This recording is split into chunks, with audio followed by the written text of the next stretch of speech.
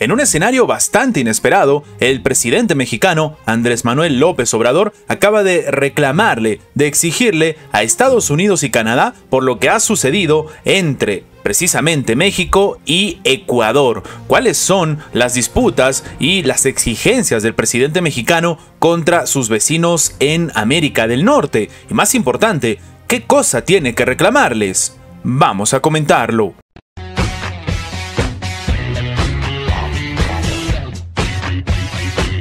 El presidente de México, Andrés Manuel López Obrador, ha exigido a Estados Unidos y Canadá que tengan un pronunciamiento contundente acerca de la intromisión de los policías ecuatorianos en la embajada mexicana en Quito, que derivó en la ruptura de relaciones diplomáticas.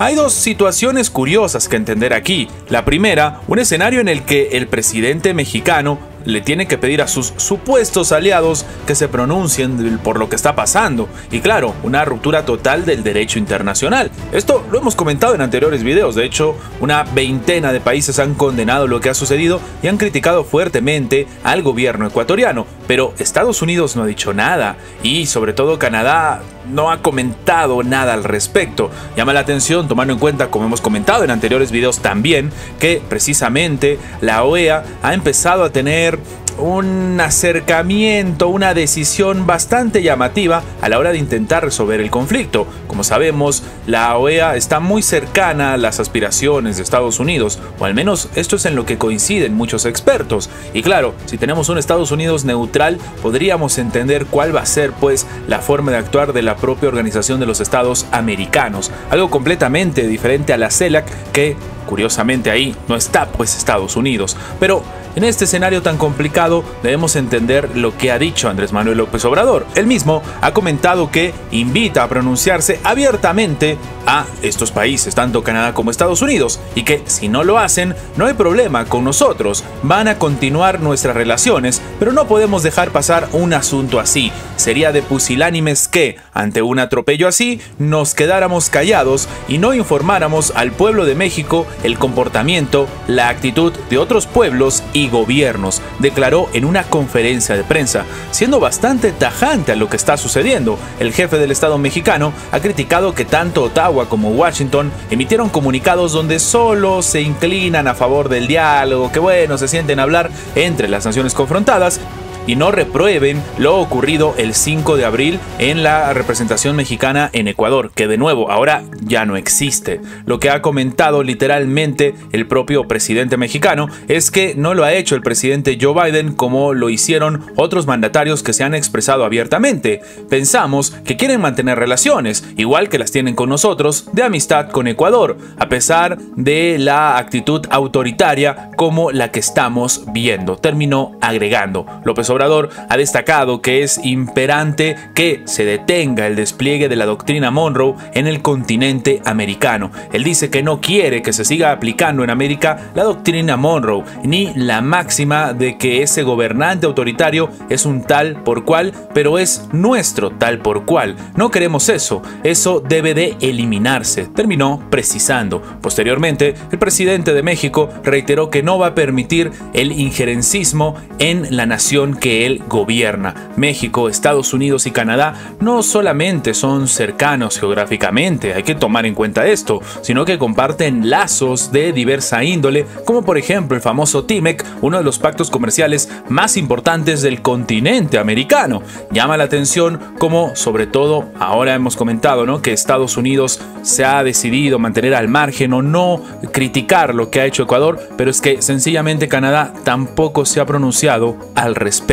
A exigencia de la ministra de Asuntos Exteriores de Alemania, Annalena Baerbock, sobre Israel para decirle que empiece pues a dar apertura a los pasos fronterizos en la Franja de Gaza, junto con las pasadas declaraciones impropias también sobre Rusia y China, demostró sus pésimas dotes diplomáticas. Esto ha escrito el diario alemán Tischis Einblick El mismo comenta que primero declara la guerra a Rusia, luego insulta al presidente de China, Xi Jinping.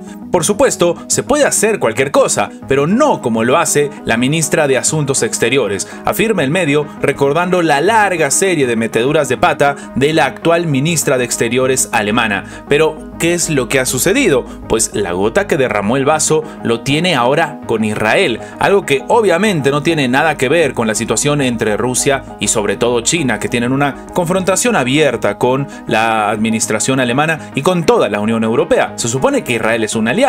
¿Qué pasa? El 5 de abril apareció en la red social X un post de la propia Baerdoq en la que demandó al país hebreo de cumplir rápidamente sus promesas de abrir los pasos en Gaza sin ningún tipo de excusas. Ella ha comentado que esperan que el gobierno de Israel cumpla sus declaraciones rápidamente, no más excusas. Nada más con esta frase, la comunidad internacional se le ha venido encima.